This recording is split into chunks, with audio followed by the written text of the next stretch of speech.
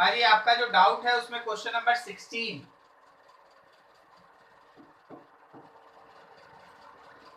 में लिखा है a car is going at A speed of 21.6 kilometre per hour. कोई कार है जिसका initial velocity 21.6 kilometre per hour है। चलो इसको थोड़ा मीटर पर सेकंड में कन्वर्ट कर लो। 21.6 कैसे करेंगे मीटर पर सेकंड में कन्वर्ट? 5/18 5/18 कितना आ रहा है ये?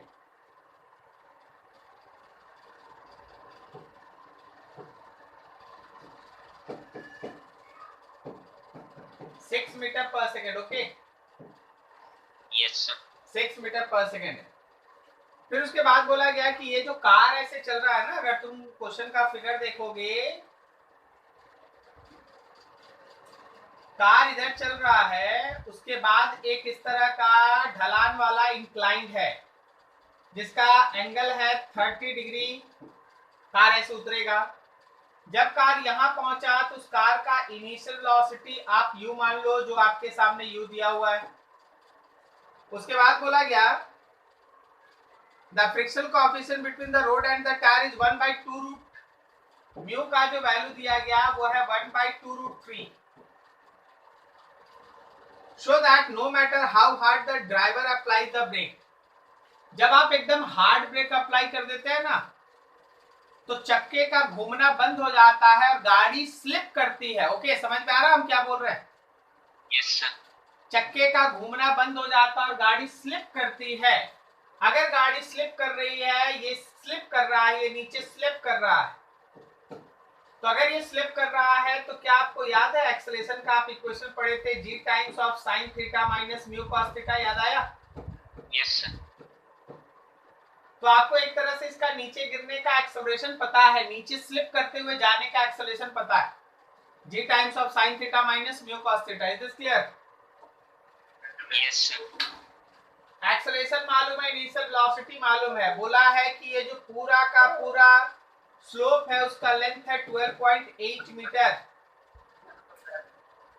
तो आपको ये दिखाना है कि जब ये गाड़ी नीचे पहुंचेगी, तो उसका वेलोसिटी कितना है। जब आप इस वेलोसिटी को फाइंड आउट करेंगे तो it comes to be about 10 metre per second. ये लगभग 10 मीटर पर सेकेंड आएगा। ठीक है, चलिए निकाल के देख लेते हैं आता है या नहीं। क्या हम लोग v square is equal to u square plus 2s लगा दे इस पे? यस सर तो यहां से आप v square is equal to 6 square plus 2 acceleration के जगह पे g times of sin theta minus mu cos theta और s के जगह पे 12.8 आप पुट कर लेंगे। So v square is equal to 6 square plus 2 g कितना लेना है? 10 sin 30 degree minus mu cos 30 multiplied with 12.8। आप इसको सॉल्व कीजिएगा लोग, ये आएगा आपका 10 मीटर पर सेकेंड। ओके ये 10 मीटर पर सेकेंड का मतलब 36 किलोमीटर पर आवर ना। यस सर तो तुमको यही प्रूफ करना, दिखाना था, ये शो करना था, प्रूफ करना था कि आप कितना भी हार्ड से हार्ड ब्रेक अप्लाई कर दीजिए गाड़ी पर, जब ये नीचे पहुंचेगा तो उसका वेलोसिटी 36 किलोमीटर पर आवर जरूर होगा, या उससे ज्यादा होगा, उससे कम नहीं होगा। अरे देखो इससे कम होने का तो अब चांस ही नहीं है, क्योंकि तुम चक्का का घूमना एकदम बंद कर दिया, एकदम हार्ड ब्रेक अप्लाई कर दिया, गाड़ी नीचे फिसल के जा रहा है। जब गाड़ी नीचे स्लिप करता हुआ जा रहा है, स्कीड करता हुआ जा रहा है, उस समय आप निकाले हैं तो 36 आया है। तो अब जो भी आएगा वो 36 से ऊपर होगा ना, उससे नीचे तो नहीं आ सकता। नो सर ये था तुम्हारा न्यूमेरिकल। क्या ये समझ में आया? स्टार्टिंग में कैसे बोल रहे कि इसका 10 आएगा सर? देखिए एक्चुअली आपके लिए पहली बार है, मेरे लिए तो बहुत बार के बाद है ना। हाँ सर ठीक है, और हम यहाँ पे देख ही रहे क्वेश्चन में लिखा है show that how hard the brakes will apply that speed minimum will be कम से कम 36 किलोमीटर पर आवर होगा। ये लिखा ही है, तो 10 आएगा तभी ना 36 लिखेंगे। हाँ सर समझे? और सर जो कार सर जो स्लाइड करना स्टार्ट कर दिया सर, वो न्यूटन का फर्स्ट लॉ की वजह से? नहीं, वो एक्चुअली मोशन में है, मोशन में तो पहले से था। Yes sir. अच्छा, अगर ये एक ब्लॉक रहता तो ये फिसलता हुआ नीचे गिरता इस एक्सेलरेशन से। Yes sir. उस समय यू तुम 0 लेते तो भी कुछ आता। अभी पहले ही से यू 6 है तो भी निकालना है तो इसका यूज करें। Okay sir. ठीक, अब देखो क्वेश्चन नंबर 15 और 17, दो और क्वेश्चन तुम पूछे हो। 15 और 17 का कॉन्सेप्ट एक ही है,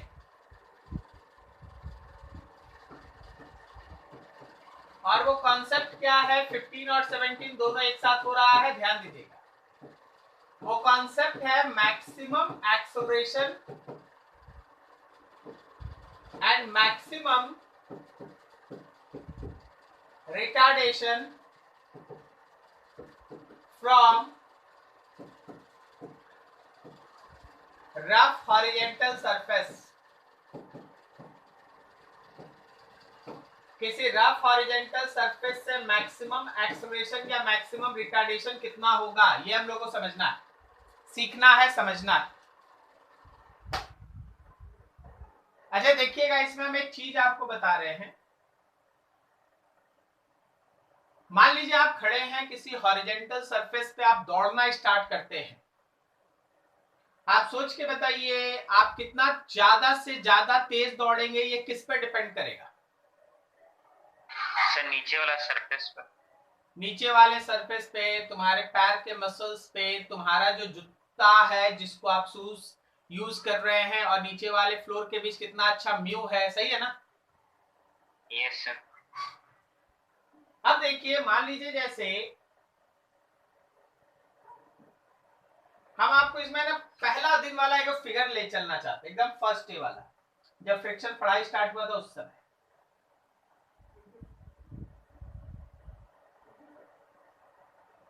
ये जो बॉय है ये दौड़ना चाहता है, इसे ये क्या कर रहा है, पैर से जमीन को पीछे की तरफ, मतलब राइट की तरफ धकेल रहा, करेक्ट है ना?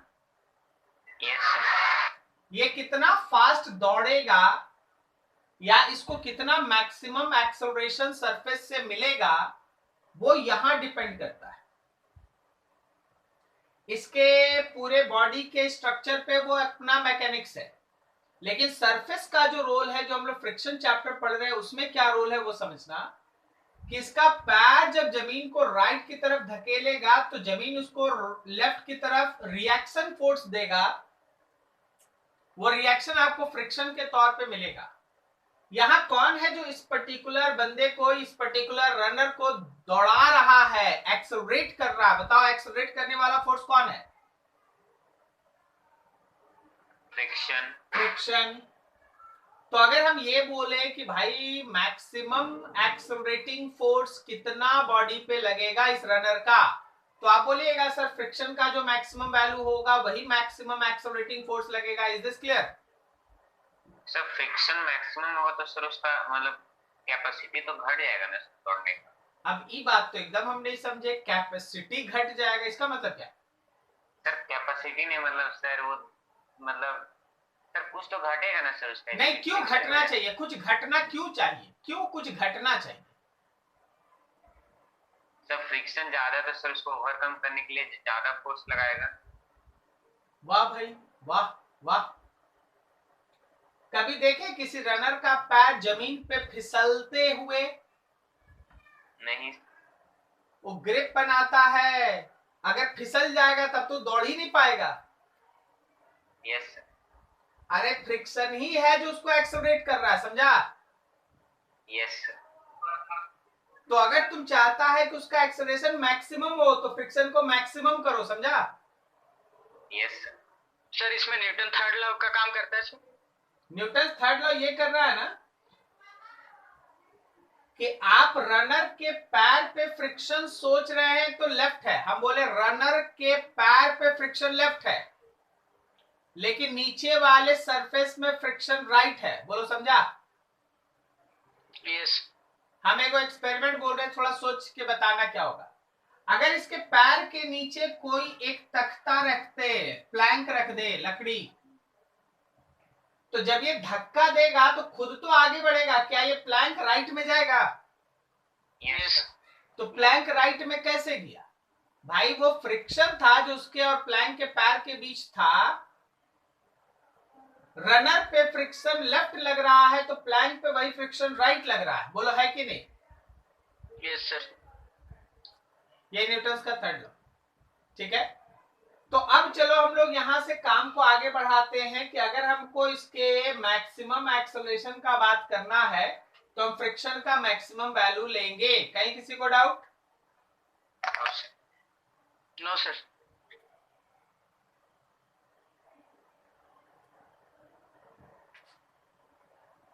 देखो, मान लो इसको हम लोग राइट की तरफ दौड़ाते हैं, ये राइट की तरफ मैक्सिमम एक्सेलरेशन खोज रहे हैं हम लोग, तो याद रखना राइट की तरफ ही फ्रिक्शन लग रहा है। फ्रिक्शन मैक्सिमम लो, maximum accelerating force, maximum accelerating force, ये मैक्सिमम एक्सेलरेटिंग फोर्स है। ठीक है, तो अगर ये मैक्सिमम एक्सेलरेटिंग फोर्स है, एफ मैक्सिमम एक्सेलरेटिंग, लिखते हैं मास इंटू एक्सेलरेशन मैक्सिमम। यहां पे आएगा फ्रिक्शन का maximum value, this will be equals to mass into acceleration maximum. Friction में मैक्सिमम में लिखोगे mu m g, mass into acceleration maximum, ये एम एम कैंसिल, तो एक्सेलरेशन मैक्सिमम कितना हो गया? Mu g. समझे? सरफेस से जो मैक्सिमम, कोई भी हॉरिजॉन्टल सरफेस से जो तुम मैक्सिमम एक्सेलरेशन विड्रॉ कर सकते हो वो है म्यू जी। मैक्सिमम एक्सेलरेशन जो किसी हॉरिजॉन्टल सरफेस से तुम निकाल सकते हो that is mu g. Is this clear? Yes sir. ठीक, अब सुनिएगा सर, रुकना है, अब रुकना है फॉर स्टॉपिंग। आप रुकना चाहते हैं, आप स्कूल का एक खेल याद कीजिए, आप ऐसे दौड़ते दौड़ते जाते फिर ऐसे रुकते हैं तो ऐसे फिसलते हुए जाते हैं। यस सर, ट्राई किए। हाँ, ट्राई किया, हुआ था कि नहीं? बिल्कुल हुआ था सर, अच्छा, और तो डांट भी सुन लिया था टीचर से। अच्छा, लेकिन आज काम वही आ रहा है। ठीक है, जब तुम्हें ना फिसलते हुए ऐसे जाता है तो उस समय सरफेस तुमको रोकने का भरपूर और मैक्सिमम कोशिश करता है, तुम्हारा मोशन इधर है लेकिन तुम उस पे स्कीड कर रहा है, तो क्या फ्रिक्शन पीछे लग रहा है? Yes sir. ये फ्रिक्शन का जो मैक्सिमम वैल्यू होगा that will provide maximum retardation, ये मैक्सिमम रिटार्डेशन प्रोड्यूस करेगा। फ्रिक्शन का जो मैक्सिमम वैल्यू होगा वो मैक्सिमम रिटार्डेशन प्रोड्यूस करेगा। क्या मेरी बात समझ में आई? Yes sir. ठीक, तो अगर हम लोग मैक्सिमम रिटार्डेशन का कॉन्सेप्ट अडॉप्ट करें, मैक्सिमम रिटार्डिंग फोर्स कौन है, तो फिर से याद रखना ये फ्रिक्शन का मैक्सिमम वैल्यू ही है। तो तुम लिखोगे mu m g is equals to mass into retardation maximum, m m cancel, तो जो रिटार्डेशन का मैक्सिमम वैल्यू आया वो भी म्यू जी है। मतलब फ्रिक्शन ही तुमको मैक्सिमम एक्सेलरेशन प्रोवाइड करेगा, तो फ्रिक्शन ही तुमको मैक्सिमम रिटार्डेशन भी प्रोवाइड करेगा। अब देखो दो क्वेश्चन सुनना, आंसर अब तुम्हारे पास ही होगा, सुनना ध्यान से। पहले 15 सुनो, लिखा friction coefficient between an athlete shoe and the ground is 0.9, mu दे दिया। Suppose a superman wear this shoes and races for 50 metre. अब सुपरमैन को ये जूता पहना दिया, बोला दौड़िए भाई, रेस में दौड़िए।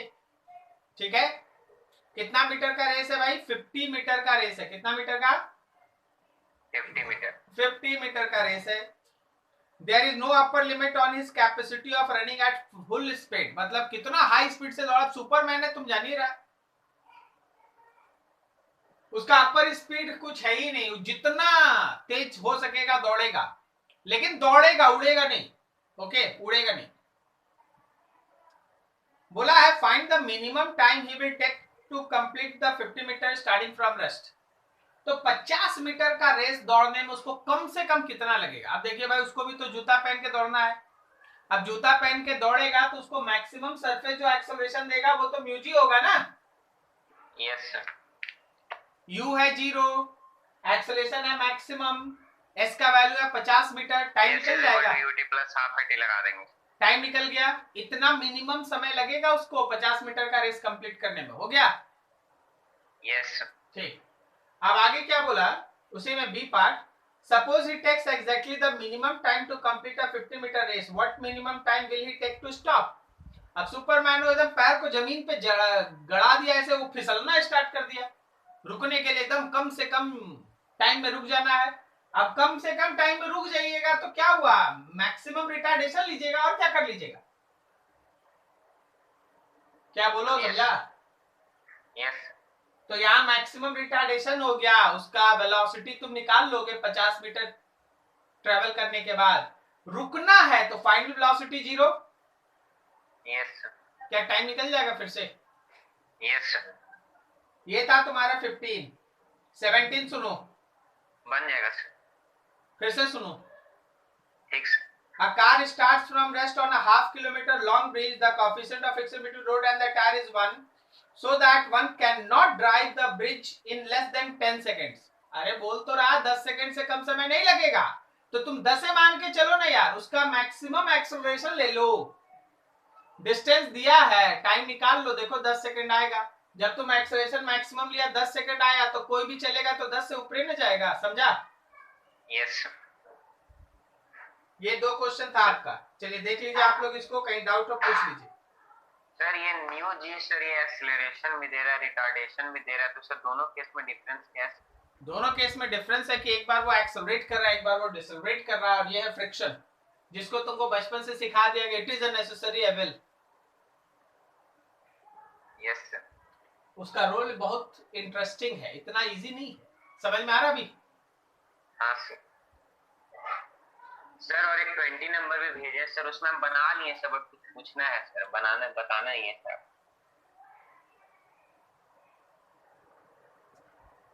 चलो तुम बना लिया होगा, वही जो भेजे हो उसका सॉल्यूशन वही क्या? नीचे सर, मतलब उसके लिए एक अलग फोटो दी है 20 नंबर। हाँ फोटो तो दिया है, लेकिन ये है तो बड़ा क्वेश्चन। बना लिया खुद से?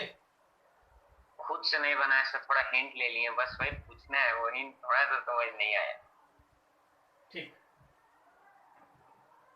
Question number 20।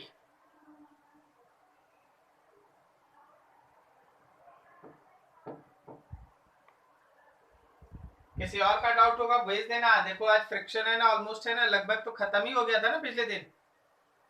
Yes sir. किसी का भी डाउट होगा भेज दीजिएगा, सबको अपना अपना।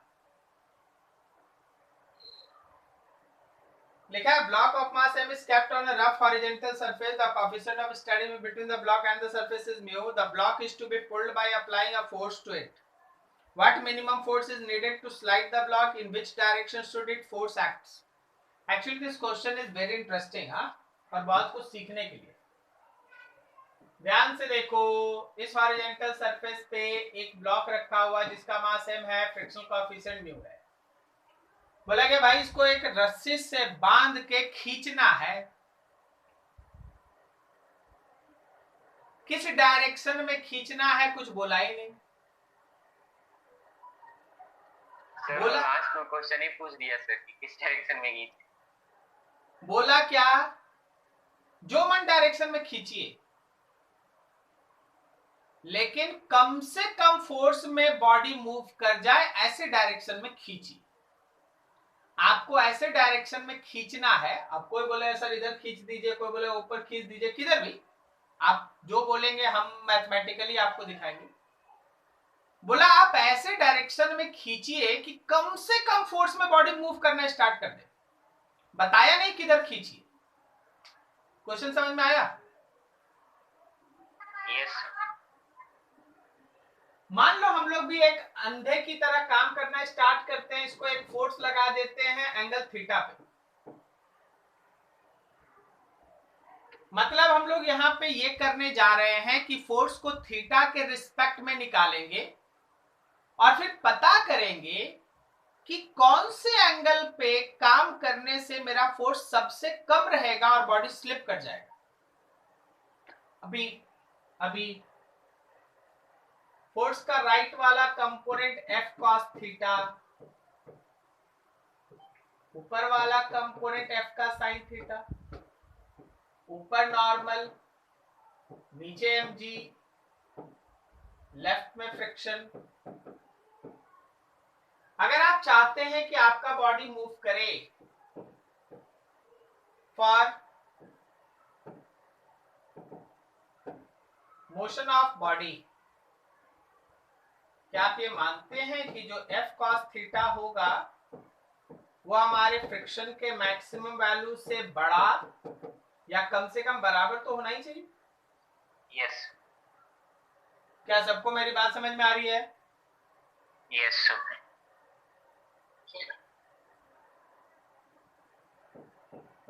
F cos theta greater than और इक्वल्स टू, क्या यहाँ म्यू एन लिखें? F cos theta should be greater than और इक्वल्स टू म्यू। फिगर देख के बताओ नॉर्मल कितना? Sir mg minus f sin theta. Very good, mg minus f का sine theta. So F cos theta should be greater than or equals to mu mg minus mu f sin theta.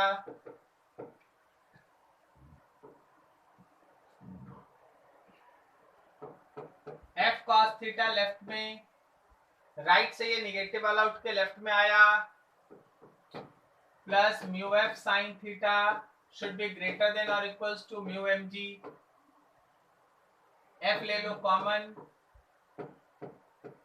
cos theta plus mu sine theta should be greater than or equals to mu mg।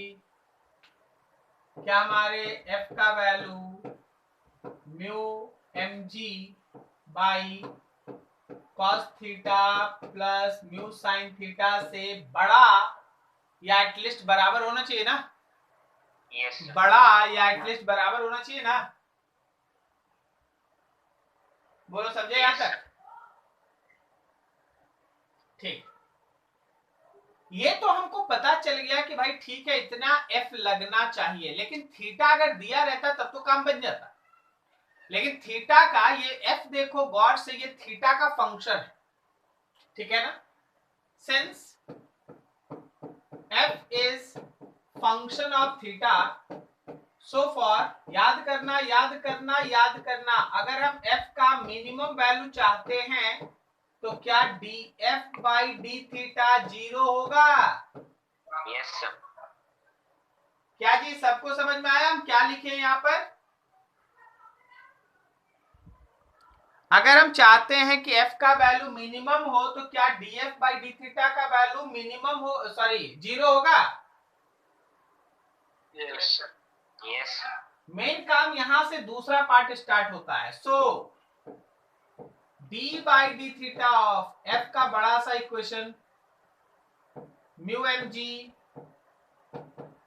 cos theta mu sine theta पे power -1 should be 0। देखो कभी भी इस तरह का अगर differentiation आ गया कैसे करना हम आपको सिखा रहे हैं। म्यू mg डिफरेंशिएट नहीं होगा, डिफरेंशिएट ये होगा, तो हम इस पे पावर -1 डाल दिए, म्यू mg को 0 साइड भेजो, खत्म हो जाएगा। Yes. d by D theta of cos theta plus mu sine theta power -1 should be 0। अब याद कीजिए आपको सिखाया गया था पहले पावर आगे आएगा, पावर में एक माइनस हो जाएगा और उसके बाद जो ब्रैकेट के अंदर में cos थीटा और म्यू साइन थीटा दोनों को अलग अलग डिफरेंशिएट करना पड़ेगा, याद आ रहा है? Yes sir, chain rule. Chain rule, power को आगे करो -1, फिर cos theta plus mu sine theta power में एक और माइनस कर लो -2, फिर आप cos थीटा का डिफरेंशिएशन करो, क्या माइनस साइन थीटा होगा, प्लस म्यू साइन थीटा का डिफरेंशिएशन cos थीटा होगा, दैट ऑल इक्वल्स टू 0। ये सब मिलके 0 हुआ। देख लीजिए किसी को कोई डाउट है? पावर आगे आ गया, पावर में एक माइनस हुआ, फिर अंदर में cos थीटा का differentiation minus sine theta, sign theta का डिफरेंशिएशन cos थीटा। बोलिए ठीक है? Yes sir. अब इसी को हम फिर से लिख रहे हैं, हम स्लाइड चेंज कर रहे हैं।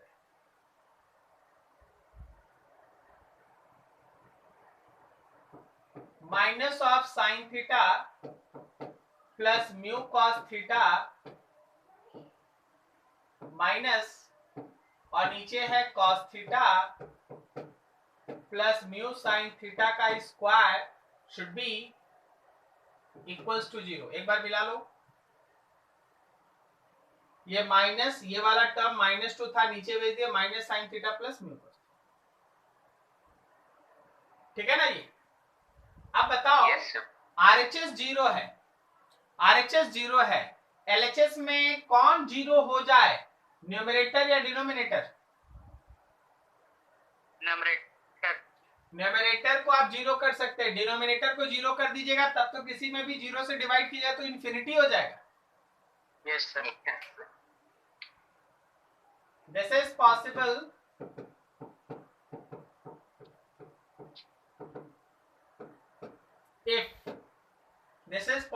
if minus sin theta plus mu cos theta becomes 0, ये माइनस उधर चला गया, mu cos theta is equals to sin theta, या फिर mu is equals to tan theta।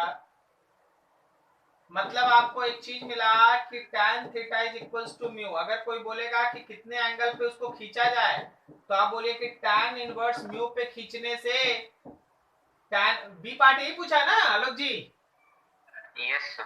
पूछा कितने एंगल पे खींचोगे, कितने एंगल पे खींचोगे कि मिनिमम फोर्स में मूव कर जाए, तो बोलना tan इनवर्स म्यू। समझे? कितने एंगल पे खींचोगे तो tan इनवर्स म्यू पे खींचने से मिनिमम फोर्स में मूव कर जाएगा। अच्छा बढ़िया है, तो बताओ मिनिमम फोर्स। तो मिनिमम फोर्स के लिए आप फोर्स के इक्वेशन पे आइए ना। अभी जो आप सॉल्व कर लिए थे उसमें फोर्स का इक्वेशन क्या था? शुड बी ग्रेटर देन और equals to mu mg by cos theta plus mu sin theta। should be greater than or equals to mu mg by cos theta plus mu sin theta। Mu mg by cos theta plus mu sin theta। अगर आप force का minimum निकालना चाहते हैं तो equal दीजिए mu mg। अब आपको cos थीटा का वैल्यू और sin थीटा का वैल्यू tan थीटा से निकालना होगा। tan थीटा म्यू है, tan थीटा मतलब परपेंडिकुलर बाय बेस है, बोलो सही है? Yes sir. यहाँ परपेंडिकुलर में म्यू है और बेस में 1 है। Yes sir. तो जब cos थीटा लिखना है तो बेस बाय हाइपोटेनस, और sin थीटा लिखना है तो परपेंडिकुलर बाय हाइपोटेनस। बोलो सही है? Yes sir. सिंप्लीफाई करके लिख दो आंसर। क्या मेरी बात समझ में आई? Yes sir. तो that numerical is actually very very good. आपको बताया गया है क्वेश्चन में कि क्या करना है, कैसे करना है। जब इंफॉर्मेशन कम रहे तो बहुत सारी चीजें आपको खुद से सोचनी पड़ती हैं, ये उसी का एक पार्ट है। कहीं किसी को कोई डाउट? हाँ बोलो बोलो। हाँ सर, इसमें ये हम लोग इसको थीटा से ही क्यों लिए सर? हम पहला बार इसमें हॉरिजॉन्टल से बना दिए थे, इसमें आंसर नहीं आया। अच्छा आप देखिए, सुनिएगा मेरी बातों को समझिएगा। जब आप हॉरिजॉन्टल से बनाएंगे तो नॉर्मल mg होगा केवल, बोलो सही है? Yes sir. Yes sir. तो नॉर्मल mg बड़ा है क्योंकि अभी का जो नॉर्मल है वो mg से कम है। Yes sir. जब आप उसको केवल हॉरिजॉन्टल में खींचते हैं तो आपके फोर्स का पूरा काम है केवल फ्रिक्शन जितना भी लग रहा है उसको अपोज करना। लेकिन जब आप उसको एक एंगल पे लेते हैं तो फोर्स का 2 रोल होता है। उसका एक कंपोनेंट नॉर्मल घटाता है, नॉर्मल घटने से फ्रिक्शन घटता है। यस। और एक कंपोनेंट उस फ्रिक्शन के अगेंस्ट में उसको खींचता है। तो एक कंपोनेंट फ्रिक्शन को घटा रहा है और एक कंपोनेंट खींचने का काम कर रहा है। जब आप उसको केवल हॉरिजेंटल में यूज करते हैं तो केवल आप खींचने का काम करते हैं, आप फ्रिक्शन घटाते नहीं हैं। यस इसलिए आप एक एंगल पे लेके बनाए और जो प्रॉपर एंगल आया कैलकुलेशन आपके सामने। समझ में आया सारी चीज? यस ठीक सर, इस वजह से सर यही पूछना था बीटा पे क्यों लिए। ठीक, टेक योर टाइम, 2 मिनट दे सर दो। हाँ बोलो ना, क्वेश्चन भेजे है ना? Yes sir. ठीक, ग्रुप में है ना? अच्छा ठीक ठीक ठीक, मिल गया मिल गया। नास कौन सा 5 नंबर? Sir 2, 5 and 19। ओके चलो जी, ये हो गया ना, आगे बढ़े। यस सर 2 नंबर लिखा, block is projected along a rough horizontal road with a speed this if the coefficient of kinetic with so. देखो नास, अभी हम लोग है ना एक क्वेश्चन अभी तुरंत ही हम लोग कंप्लीट किए कि अगर आपके पास हॉरिजॉन्टल सरफेस है और आपका ब्लॉक राइट की तरफ स्कीड कर रहा है, इनिशियल वेलोसिटी दिया गया है 10 मीटर पर सेकेंड, बोला है कितना दूर जाने के बाद ये रुक जाएगा, तो क्या हम बोल सकते हैं कि यहाँ पे जो रिटार्डेशन है वो म्यू जी है? Yes sir. अभी हम लोग आज पढ़े थे। तो देखो तुम्हारा यू दे दिया, भी मालूम है, रिटार्डेशन भी मालूम है, क्योंकि आपका म्यू मेंशन है 0.1, जी से मल्टीप्लाई कर लो 10, तो 1 मीटर पर सेकेंड स्क्वायर का रिटार्डेशन है। आपसे पूछा गया है एस का वैल्यू, क्या फॉर्मूला यूज कर लेंगे? v square equals to u square plus 2s। याद रखिएगा रिटार्डेशन है तो -1, सॉल्व फॉर s, s निकाल दो आंसर आ जाएगा। Okay yes sir. चलिए ठीक है। उसके बाद है आपका 5 number. Suppose the block of the previous problem, मतलब 4, is pushed down the incline with a force of 4 Newton. How far will the block move in the first 2 seconds after starting from rest? पहले 4 देखना होगा। लिखा है the block slides down inclined surface having 30 with a horizontal. Starting from rest, it covers 8 meter in the first 2 seconds. Find the coefficient of kinetic friction between. 4 का answer याद है नास, हम उसको यूज कर लेंगे। म्यू कितना आया?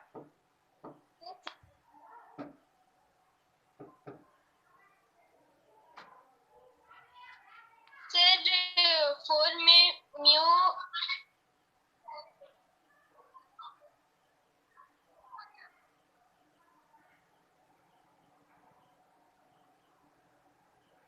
सर 4 में म्यू आया था 1/5√3। ठीक, आंसर चेक कर लिए थे ना, सही था ना? यस सर, आंसर चेक कर लिए थे। ठीक, 5 में बोला गया suppose the block of the previous problem is pushed down the incline with a force 4 Newton. तो जो प्रीवियस प्रॉब्लम मतलब 4 नंबर में आपके पास इंक्लाइन था, उसका एंगल ऑफ इंक्लिनेशन 30 डिग्री था, और आप इस पे एक ब्लॉक रखे हैं, इस ब्लॉक को आप नीचे की तरफ पुश भी कर रहे हैं with a force of 4 newton. ठीक है, नीचे की तरफ आपसे बोला गया how far will the block move in the first 2 seconds after starting the mass. Mass दिया गया 4 kg, काइनेटिक फ्रिक्शन आपके पास है। अब देखिए फ्री बॉडी डायग्राम इसका, नीचे की तरफ mg लग रहा है, इस डायरेक्शन में लगेगा mg का साइन 30,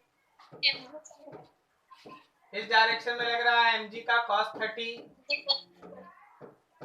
ऊपर की तरफ लग रहा है नॉर्मल, और पीछे की तरफ लगेगा फ्रिक्शन। इन सबको सॉल्व करके सबसे पहले हम लोग निकालेंगे एक्सेलरेशन, कि ब्लॉक का नीचे गिरने का एक्सेलरेशन क्या है। पहले ये एक्सेलरेशन निकालेंगे। एक्सेलरेशन के लिए देखो नीचे की तरफ कौन कौन सा फोर्स है जो ब्लॉक को नीचे मूव कराना चाह रहा है, बोलो। mg sin 30 4 Newton, mg sin 30 और साथ Plus में 4 वो न्यूटन। 4 न्यूटन। और कौन है जो इसको ऊपर खींच रहा है? फ्रिक्शनल फोर्स होगा equals to Force. Mass into acceleration. Mass है 4, g का value 10 sin 30 1/2 plus 4 minus friction में लिखेंगे mu mg cos 30 mass into acceleration. 4 से 2 कटा 20 हो गया, 20 प्लस 4 माइनस आप बोले 1/5√3 1/5√3 मास का वैल्यू 4, g का value 10 cos 30 √3/2 is equals to 4a। देखिए ये √3 से √3 कटा, 5 और 2 से ये 10 कैंसिल। अच्छा यहाँ जो -4 बचा ये 4 से कैंसिल होगा। Yes Yes, sir.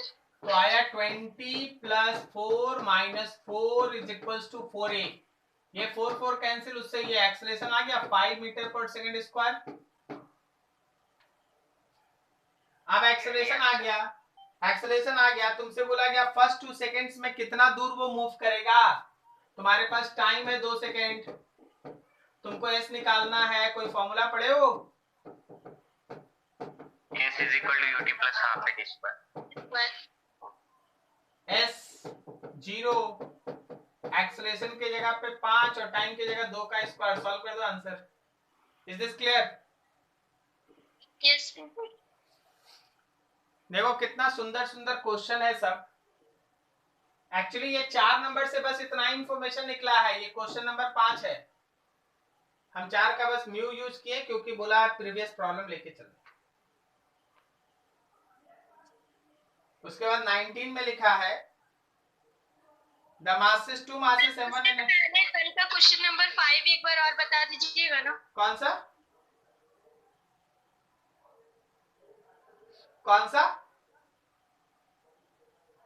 सर कल क्वेश्चन नंबर 9 आप करवाए थे सर, उसका सॉल्यूशन एक बार घर पे बनाने में दिक्कत हो रहा था सर।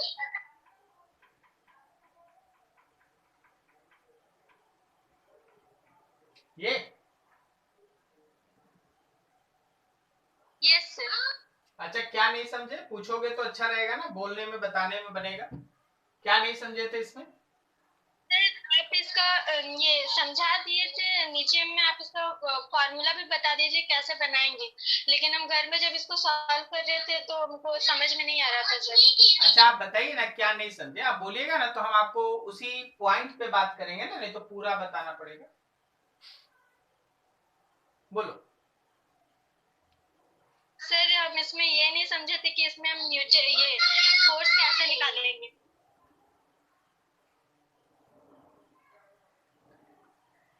आप माइक ऑन करने में सोच रहे हैं कि घर में हल्ला हो रहा। हमको कोई फर्क नहीं पड़ता, आप बस बोलिए ना, हम सुन रहे हैं। आप टेंशन नहीं लीजिए, बच्चा हल्ला कर रहा कोई दिक्कत नहीं, आप बोलिए, हम समझ रहे हैं। आप बोलिए। सर वो फोर्स कैसे निकालेंगे सर, वो समझ में नहीं आया था। इसमें न्यूटन निकालना है। अच्छा ठीक, देखिए इतना जल्दी किसी का भी मन का बात समझ जाते हैं सर। चलो चलो यार देखो,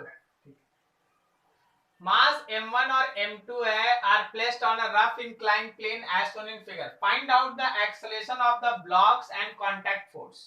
देखिए जी, हम इसमें आपको शुरुआत में क्या समझाना स्टार्ट किए थे कि देखिए यहाँ पे एक्सेलरेशन है g of sine alpha minus mu cos alpha. Mu का वैल्यू बढ़ेगा अगर तो एक्सेलरेशन घटेगा, म्यू का वैल्यू बढ़ेगा अगर तो एक्सेलरेशन घटेगा। ये हमको यहां सिखाए थे। अब आप समझिए ऐसे कि 1 kg का म्यू 0.5 है जबकि 2 kg का म्यू 0.2 है। जब 1 kg का म्यू 0.5 है, ज्यादा है म्यू, तो इसका एक्सेलरेशन कम होगा। हम यहाँ पे लिख के दिखाए थे कि देखो भाई a1 का एक्सेलरेशन कम है और 2 kg का म्यू कम है तो उसका एक्सेलरेशन ज्यादा होगा। 2 kg का एक्सेलरेशन ज्यादा दिखाए थे। हम बोले कि अगर दोनों को अकेले अकेले 2 इंक्लाइन पे रख दोगे तो दोनों अपने अपने मस्ती में चलेगा, कोई किसी से मतलब नहीं, धीरे धीरे जाएगा। ये थोड़ा फास्ट जाएगा क्योंकि इसका म्यू कम है, एक्सेलरेशन ज्यादा है। कब? जब दोनों 2 अलग इंक्लाइन पे हो, किसी से कोई मतलब ना हो। लेकिन आपके क्वेश्चन में जो स्लो वाला है वो आगे है। और जो फास्ट वाला है वो पीछे है। फास्ट वाले को अगर पीछे रखिएगा तो वो तो चाह के भी आगे नहीं निकल सकता ना, वो केवल धकेलेगा। जो आगे स्लो चल रहा था उसको धकेलेगा धकेलेगा धकेलेगा। क्या मेरी बात समझ में आ रही है? Yes sir. लेकिन दोनों को जाना पड़ेगा एक साथ, लेकिन दोनों को जाना पड़ेगा एक साथ। तो जब हम यहाँ बात कर रहे थे, हम आपसे पूछे भी थे आप लोग से कि देखो एक कॉमन एक्सेलरेशन से दोनों नीचे जाएगा, जो आपका एक्सेलरेशन होगा वो A1 से क्या होगा?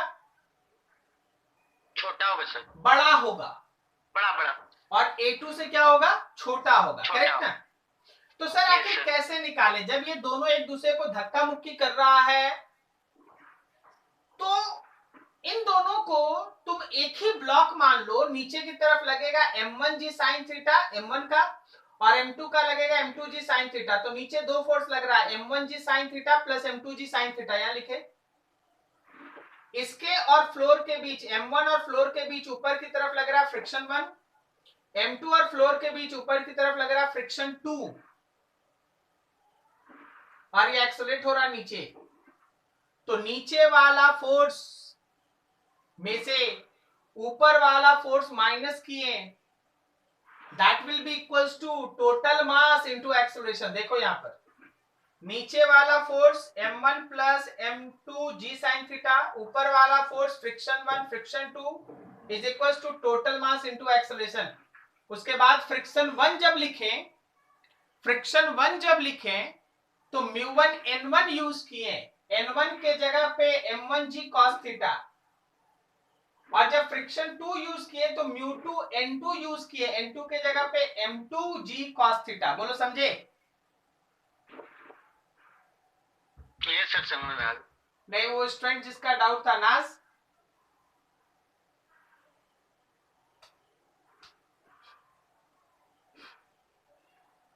क्या हुआ जी?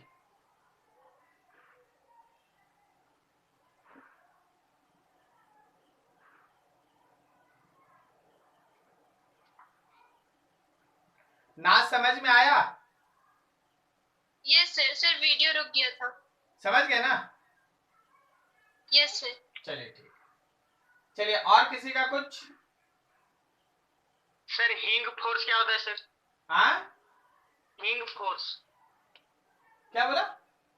HINGE hinge. Oh hinge, hinge, hinge force. Hinge, hinge जैसे कोई चीज फंसा देता है ना, उसको हिंज कहते हैं। हाँ,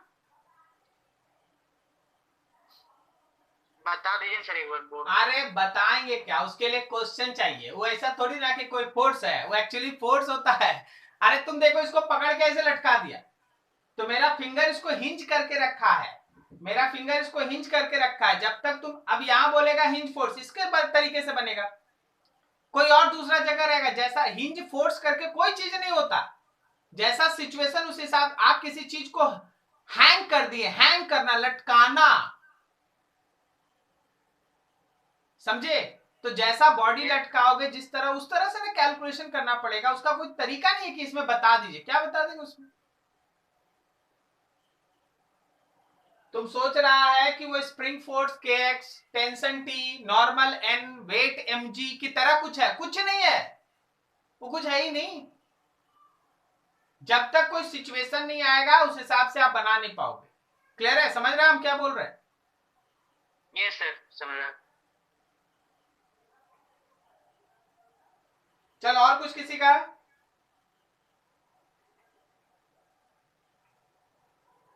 आगे बढ़े? यस आगे क्या बढ़ना है? क्वेश्चन देखना है। अब क्या 2-4-10 को क्वेश्चन देख लो, खत्म करो चैप्टर। उसके बाद जो जो खत्म डाउट। सर, हाँ फ्रिक्शन खत्म। हाँ, उसके बाद सर्कुलर मोशन अगले दिन। ये क्वेश्चन दिए थे बनाने के लिए, बनाए? हाँ सर, इसका वही वाला ग्राफ लग रहा था सर जो आप स्टार्टिंग में बताए थे ना, एक बार ऊपर जाके घट जाता है फिर कांस्टेंट हो जाता है। पीछे को थ्रेड है, देखा नहीं? हाँ सर देखे तो। अरे देखा तो सोचा ये नहीं उसके बारे में।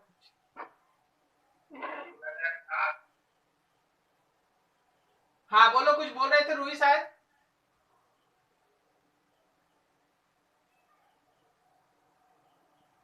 लिखा in the following figure force F is gradually increased from 0. Draw the graph between applied force F and tension in the string. The coefficient of static friction between the block and the ground is mu s. सोचो सोचो सोचो सोचो, फिर सोचो। मेरा एक figure पकड़ लो तब तुमको ज्यादा समझ में आएगा। यहां एक ब्लॉक है, इस ब्लॉक पे तुम लेफ्ट की तरफ एक फोर्स लगा रहे हो जो फंक्शन है टाइम का, मान लो है kt, टाइम का फंक्शन है, टाइम बढ़ेगा बढ़ेगा। और पीछे एक स्ट्रिंग है, लूज सा स्ट्रिंग है, लूज सा स्ट्रिंग है, समझ रहा, टाइट नहीं हुआ अभी। क्या 0 सेकेंड पे नीचे वाला सरफेस है रफ, नीचे वाला सरफेस है रफ,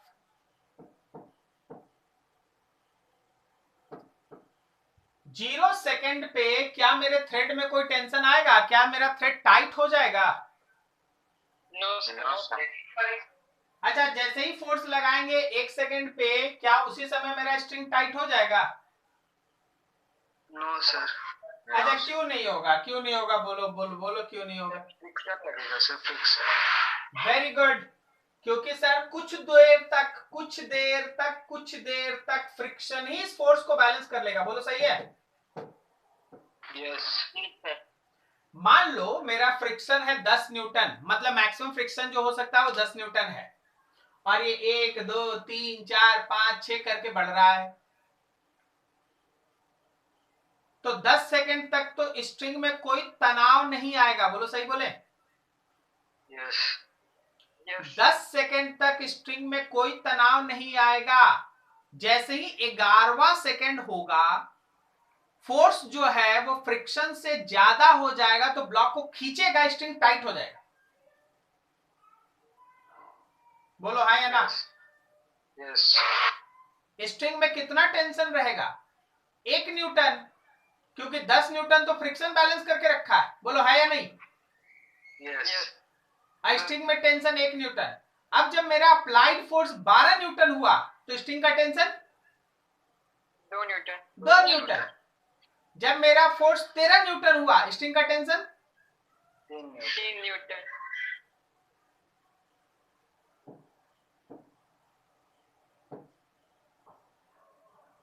टेंशन, टाइम, कुछ देर तक कोई टेंशन नहीं, 0 0 0, उसके बाद फिर ऐसे इंक्रीजिंग। बोलो सही है? यस। हो गया आंसर। और आगे बोलो। कोई दिक्कत किसी को समझने में? नो। क्या वजह आलोक रंजन, बुझाया? हाँ सर। बाकी सब कोई? सर मतलब ये स्ट्रिंग सर पूरा सुपरमैन वाला स्ट्रिंग है कि कभी नहीं टूटेगा? अरे टूटेगा तो तोड़ना उड़ने वाला काम नहीं करना है, थोड़ा देर तक बताना, ग्राफ बनाना है। तोड़ देना है, आगे ले जाके तोड़ देना है, लेकिन अभी पहले चीज समझना है, फिर तोड़ देना, कोई बात। ठीक है पुनीत, समझ में आ रहा पुनीत? Yes sir. चलिए वेरी गुड। और अगला बढ़ते हैं फिर। ये देखो, इस खेल को देखो और समझो। ये खेल बहुत इंटरेस्टिंग है, एक्चुअली पजलिंग है। 20 न्यूटन 120 और राइट में 100। बताओ इस सिस्टम पे नेट फोर्स किधर लग रहा है? लेफ्ट। Sir 20 Newton. अच्छा पहले ये बता, ये सिस्टम रेस्ट में रहेगा या मोशन करेगा? हमको समझ में ही नहीं आ रहा। बताओ ये µ1 और µ2 क्या लिखा है सर? ब्लर हो गया सर। नहीं µ1 µ2 नहीं लिखा है, फ्रिक्शन लिखा है 90 न्यूटन और फ्रिक्शन लिखा है 60 न्यूटन। हम बड़ा कर देते थोड़ा। ये 90 न्यूटन का फ्रिक्शन लिखा है, ये 60 न्यूटन का फ्रिक्शन लिखा है। मैक्सिमम बोला, maximum friction 60 Newton, maximum friction 90 Newton. तुम पहले हमको ये बताओ सोच के सब कोई कि ये मोशन करेगा या रेस्ट में रहेगा?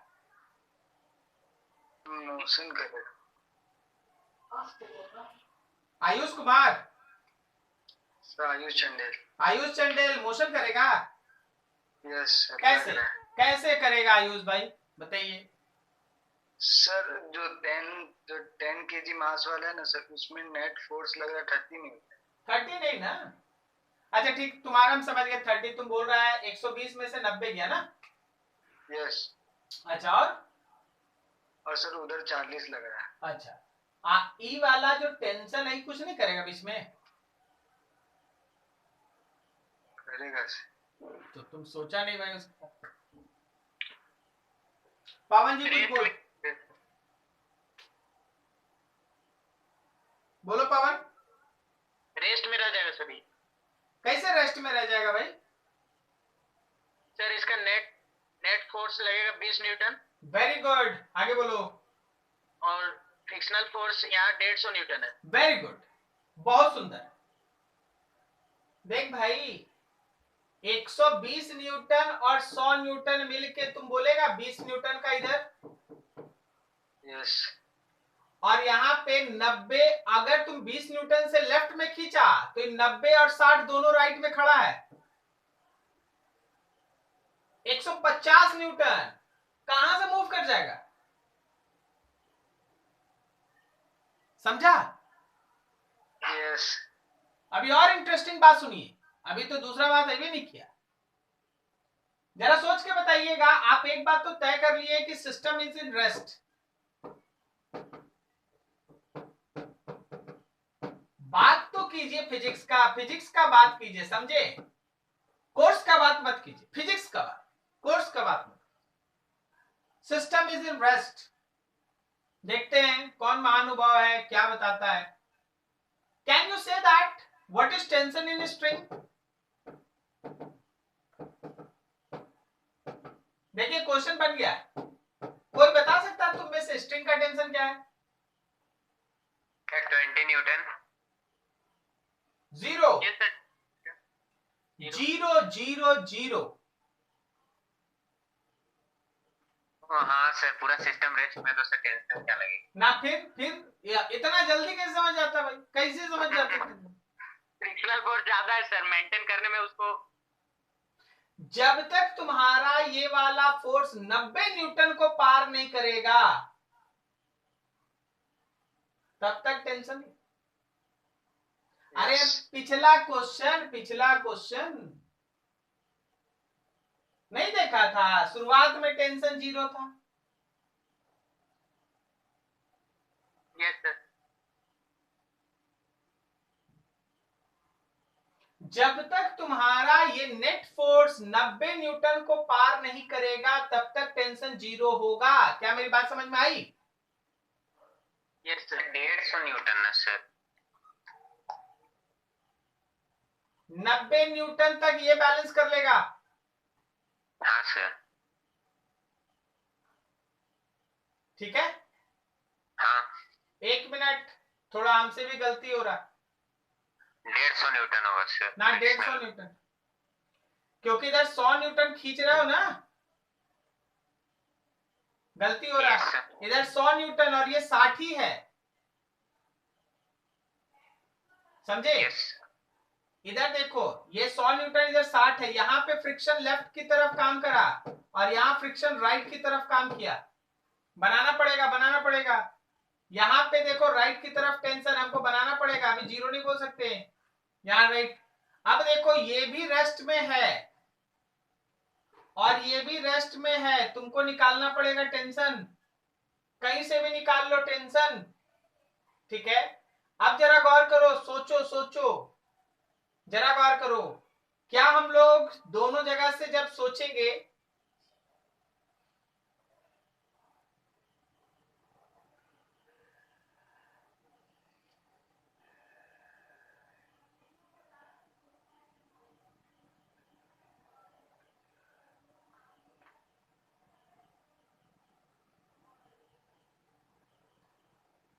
दोनों जगह से आंसर दो अलग आ रहा है। 1 मिनट जस्ट आपको सोचने दीजिए साहब, सोचिए आप भी। 0 नहीं होगा, खाली 20 देख के नहीं होगा। 120 है, 120 90 से ज्यादा है। 30 अंदर और यहां से ये 40 अंदर।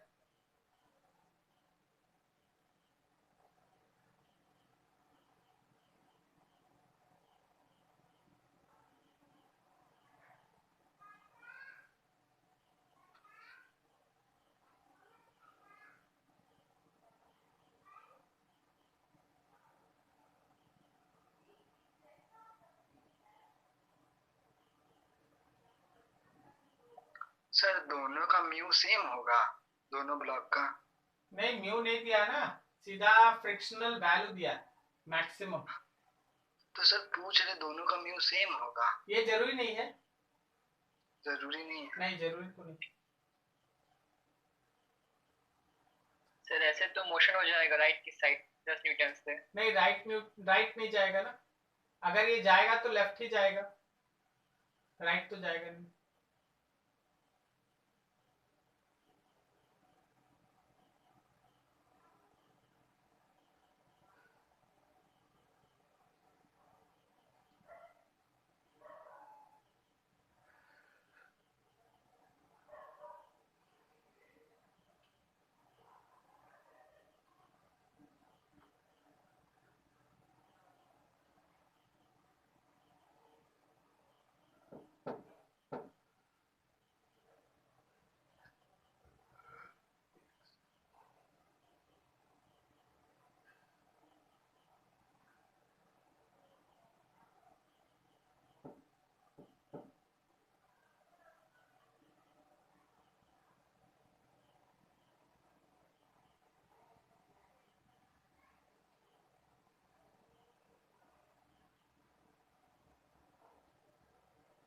एक 120 बीच में टी।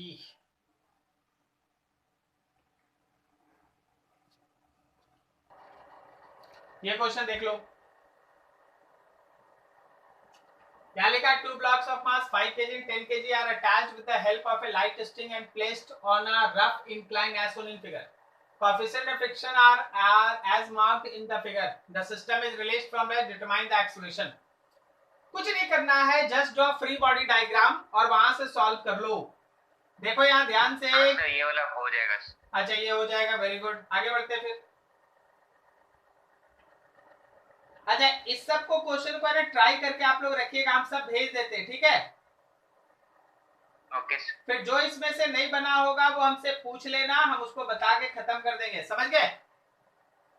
ओके, ठीक है। फ्रिक्शन आपका फिनिश्ड है, आपको 1-2 अच्छा क्वेश्चन है, ये सब अच्छा क्वेश्चन है, सो बी केयरफुल। ये सब क्वेश्चन छूटना नहीं चाहिए। 15 वाला और ये 14 वाला, ये 2 क्वेश्चन एकदम नहीं छूटना चाहिए, आपको इसको बना के रखना है नेक्स्ट डे। ओके ओके, चलिए ठीक है, हम इस सबको एक साथ सेंड कर देते हैं आपको, आप लोग ट्राई करके रखिएगा, जो डाउट होगा पूछ लीजिएगा। अगर आपका डाउट नहीं होगा तो नेक्स्ट डे से सर्कुलर मोशन स्टार्ट हो जाएगा। क्लियर? यस। और एचसीवी में सर कहां तक बना लेंगे? पूरा। ओके, ठीक है, लेकिन शुरुआत से बनाना, शुरू का कोई क्वेश्चन छोड़ के बाद वाले को ट्राई मत करना, पहले शुरू वाला कंप्लीट करना, सीक्वेंस वाइज। पूरा सीरियल है सर। हाँ, सीरियल वाइज जाना, ठीक है, तुमको मिलते जाएगा। क्लियर है? Okay sir. चलो ठीक, नेक्स्ट डे से आगे बढ़ते हैं। Thank you. सर बोलो ना, बोलो। सर बोल रहे थे ना कि कल आप है ना